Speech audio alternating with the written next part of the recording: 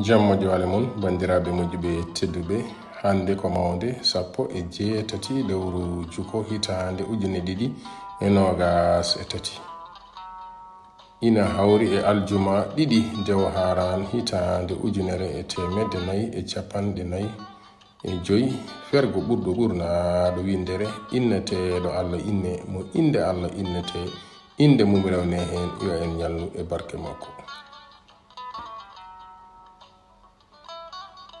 Julde mawluda ko ñande nasande alkamisa 28 lewru silto hitande 2023.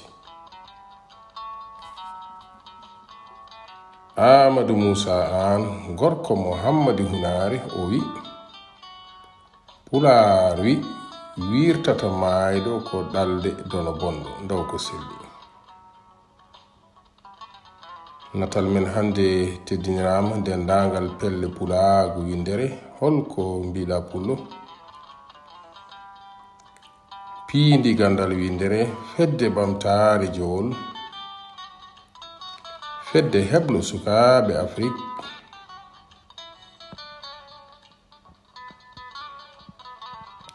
kuɗol tandini si sawto ko ninke leñol walli fo Amadou Alajili ɓurɗo nolirde dikkiri jommolo. Bandiraɓe moƴƴuɓe tedduɓe jiiɗaɓe to endam rendaɓe gurdam yidde kam e fandare yo joom jam waɗanen jam jarama.